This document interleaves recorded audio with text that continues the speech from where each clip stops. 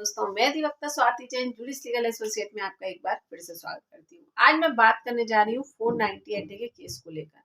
पत्नी के द्वारा अगर 498A की झूठी एफआईआर कराई जाती है तो माननीय सर्वोच्च न्यायालय के द्वारा ये स्पष्ट कह दिया गया है कि सभी तथ्यों को देखकर अगर ये पाया जाता है कि एफआईआर झूठी है तो उस केस को तुरंत खारिज कर दिया जाए, चाहे फैमिली कोर्ट हो चाहे हाई कोर्ट हो, या इन दोनों के बाद भी आपकी सुनवाई ना हो तो आप माननीय सर्वोच्च न्यायालय के समक्ष आइए और अपने तथ्य रखिए, अपने एविडेंसेस दीजिए जहां पर आपकी बात की सत्यता प्रमाणित होती हो, तो आपको 101% रिलीफ मिलेगा। आज जिस केस के बारे में हम डिस्कस कर रहे हैं वो कहीं ना कहीं इस बात का जीता जागता सबूत है कि पुरुषों की सुनवाई होती है, लेकिन आज की परिस्थितियों को देखकर, अतुल सुभाष के केस को देखकर यहाँ पर व्यक्ति को विश्वास करना संभव नहीं है, या यूं कहूं कि जो स्थिति हमारे सामने घटित हुई है उसने एक बहुत बड़ा क्वेश्चन मार्क हमारे समक्ष लगा दिया है कि क्या महिलाओं के द्वारा इतना ज्यादा प्रताड़ित किया जा रहा है। क्योंकि ये तो हम मान रहे थे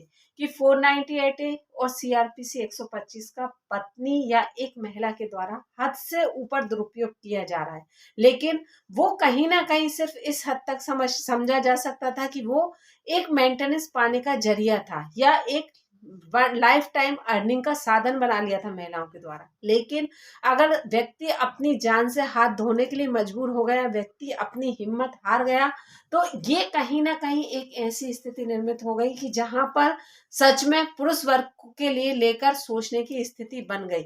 और जो हम महिलाओं को लेकर सोच बनाकर चलते थे कि नारी कोमलता का रूप है, नारी दो परिवारों को चलाने की शक्ति रखती है, या एक नारी में बराबर एक सहनशीलता किसी अन्य व्यक्ति में नहीं होती, तो ये कहीं ना कहीं एक महिला के ऊपर बहुत बड़ा क्वेश्चन मार्क लगा दिया। और जो मुझे ये कहते हैं कि मैडम आप महिला होकर महिला के खिलाफ बोलती हैं, तो ये परिस्थितियां भी, ये बात समझ सकते हैं आप कि ऐसी स्थितियां देखकर कहीं ना कहीं अपने महिला होने पर एक सवाल उठता है, या स्थितियां देखकर शर्मसार होने की स्थितियां निर्मित हो जाती है कि हाँ, एक महिला के द्वारा इस हद तक पुरुष को प्रताड़ित किया जा सकता है कि वो पुरुष अपने जीवन को खत्म करने पर मजबूर हो गया। तो ऐसी कई परिस्थितियां देखने को मिलती हैं। ये घटना हमारे सामने घटित हुई, जिसको देखकर हमें हमारी आंखें खुली या हमारे समक्ष आई। ऐसी कई घटनाएं हैं जो हमारे और आपके सामने आ ही नहीं रही हैं, और कई पुरुष हद से ऊपर जाकर भी प्रताड़ित हो रहे हैं।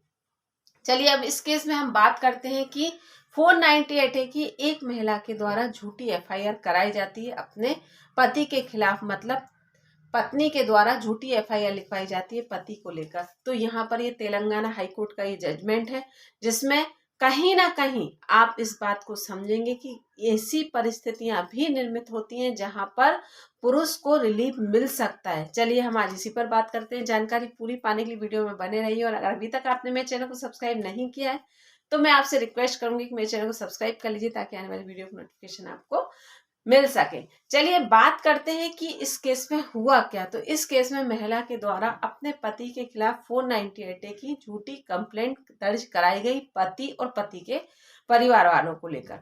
पति के द्वारा यहाँ कदम उठाया गया, हाई कोर्ट में सीआरपीसी 482 का सहारा लेकर कंप्लेंट को क्वेश कराने के लिए पति के द्वारा अपील लगाई गई, लेकिन हाई कोर्ट के द्वारा पति की किसी भी प्रकार से सुनवाई नहीं हुई, पति को रिलीफ नहीं मिला। लेकिन पति यहाँ डरा घबराया नहीं, या पति यहाँ रुका नहीं। यहाँ पर अगर एक बात छोटी सी मेरी समझ सकें कि यहाँ पर अतुल सुभाष की घटना को देखकर हम ये मानते हैं कि महिला के द्वारा उसके साथ प्रताड़ना की जा रही थी, या इस हद तक व्यक्ति प्रताड़ित हो गया था कि उसे अपना जीवन खत्म करना आसान लगा।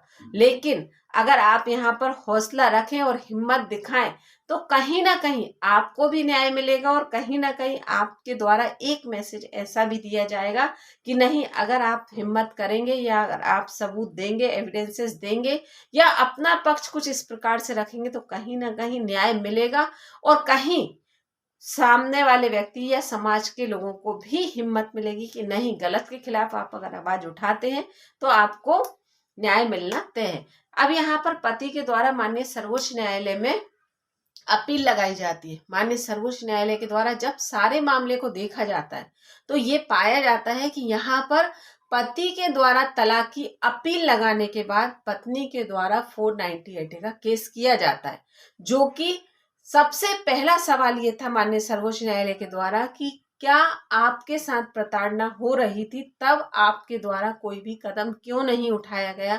जब पति के द्वारा तलाक की अपील लगाई गई उसके बाद आपके द्वारा 498A का केस किया गया। जब आपके साथ प्रताड़ना हो रही थी तो आपके द्वारा रिएक्ट क्यों नहीं किया गया। सबसे पहला सवाल यही महिला के सामने रखा गया और महिला कहीं ना कहीं यहाँ पर अपने बात से, अपने जवाब से संतुष्ट नहीं कर पाई। इसकी जिस पीठ के द्वारा इसकी सुनवाई की जा रही थी, justice BV Nagarathna and justice Koteshwar Singh के द्वारा, जहां पर ये सवाल उठाया गया तो कहीं ना कहीं महिला अपने सवाल से सामने न्यायालय के समक्ष अपने जवाब से संतुष्ट नहीं कर पाई। और यहीं पर कहीं ना कहीं आप समझ सकते हैं कि एक कड़ी ऐसी मिली कि जहां महिला के द्वारा 498A की झूठी FIR करवाई गई थी। साथ ही ये कहा गया कि इसमें जो भी कम परिवार के सदस्यों का नाम लिखा गया है, उन परिवार के सदस्यों से आपका किसी भी प्रकार से कोई भी नाता नहीं रहा, मतलब किसी भी प्रकार से कोई भी कॉन्ट्रैक्ट नहीं रहा।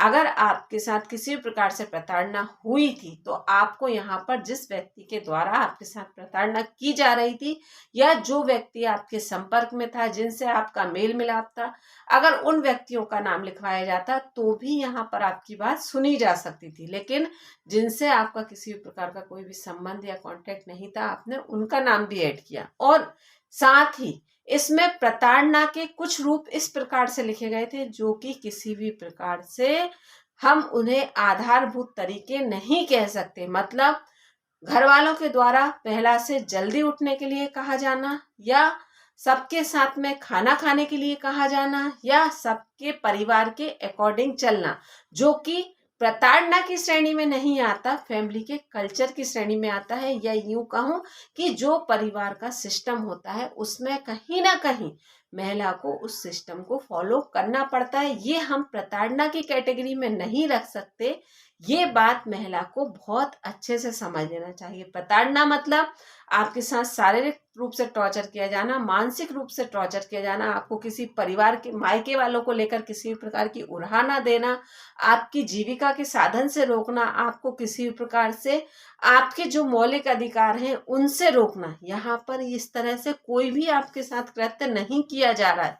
यहाँ आपको अपने फैमिली सिस्टम के अकॉर्डिंग चलने के लिए कहा जा रहा है। तो यहाँ पर ये किसी प्रकार से प्रताड़ना की श्रेणी में नहीं आता। तो आप यहाँ पर ये बात समझ लीजिए कि अगर आपके साथ भी कुछ ऐसी घटना घटित हो रही है तो आपको डायरेक्ट केस क्वेश कराने के लिए अपील लगाना चाहिए, ना कि डर कर घबरा कर पीछे होना चाहिए। और फिर अगर यहाँ पर केस क्वेश नहीं होता है हाई कोर्ट में तो आपको माननीय सर्वोच्च न्यायालय का दरवाजा खटखटाना चाहिए। और 101% अगर आपके तथ्य सही हैं, आप सही हैं, तो आपको 101% रिलीफ मिलेगा।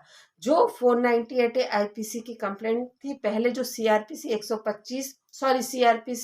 482 में जाकर आप केस क्वेश कराते थे, वहीं अब BNS में अगर आपकी कोई भी कंप्लेंट होती है और आपको केस क्वेश कराना है तो यहाँ पर आपको BNSS की धारा 518 में जाकर केस क्वेश कराने की अपील लगानी है।